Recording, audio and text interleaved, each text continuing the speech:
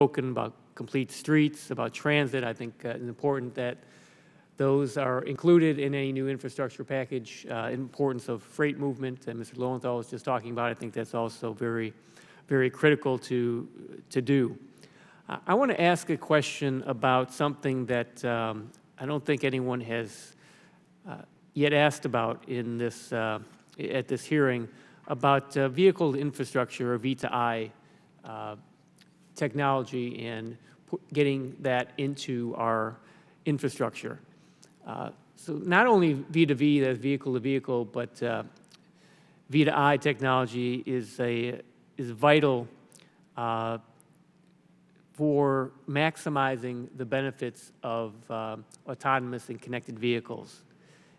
Benefits such as great safety improvements, less congestion on our roads, and also increasing the efficiency of our vehicles. So we really need to find creative ways to incentivize investment in vehicle infrastructure technology. We need to make targeted investments that best leverage capital, especially if we're going to be doing this big infrastructure package.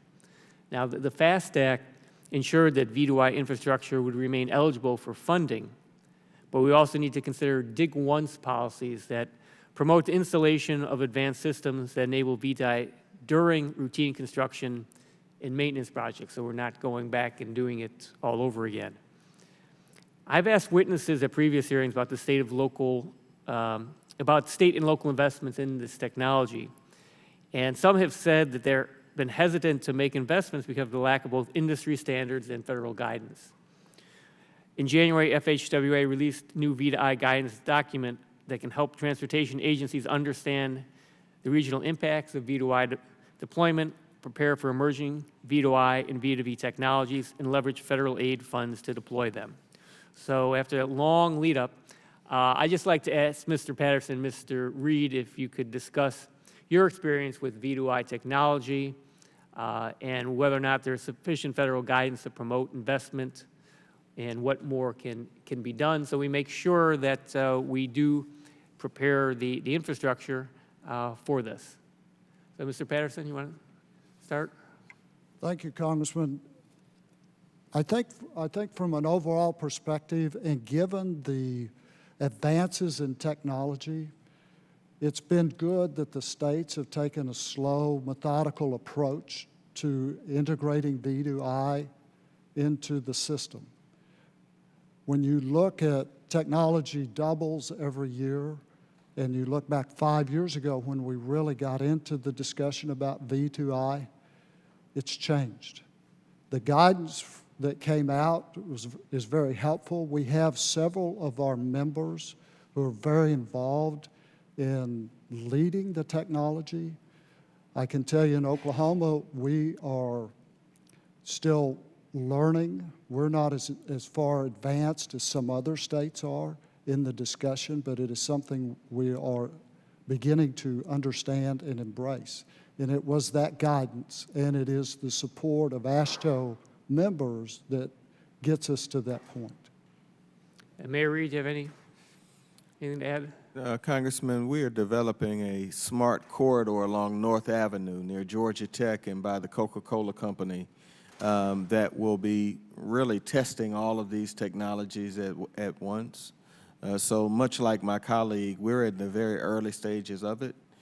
Candidly, we have been putting a great deal more energy into self-driven vehicle technology, and we have been slower on V2I. Is there anything the federal government can do to help to speed things along, make it easier for states, localities to do this? I think that rules of the road from federal experts could shorten the learning curve for municipalities because that's really the challenge for us when these new kinds of technologies and relationships occur. We have to come up to speed on that, and we have to put in a good amount of person power for that. So knowing where the federal government is going in the future in that regard would send an important signal to where we should be going. I think that collaboration and cooperation is going to be very important, as the mayor said, as we begin to develop our system in Oklahoma and as other states expand their V2I capabilities. If you think about it, this is really a turning point for all of transportation.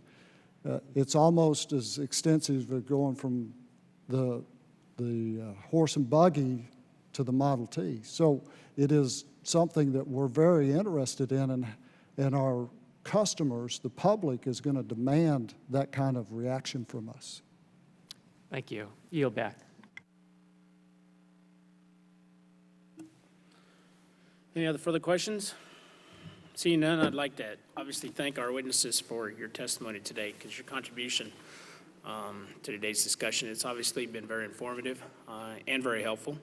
And with that, I would ask unanimous consent that the record of today's hearing remain open until such time as our witnesses have provided any answers to any questions that may be submitted to them in writing, and unanimous consent that the record remain open for 15 days for additional comments and information submitted by members or witnesses to be included in the record of today's hearing. Without objection, that is so ordered. And if no other members have anything to add, then the subcommittee stands adjourned. Thank you all.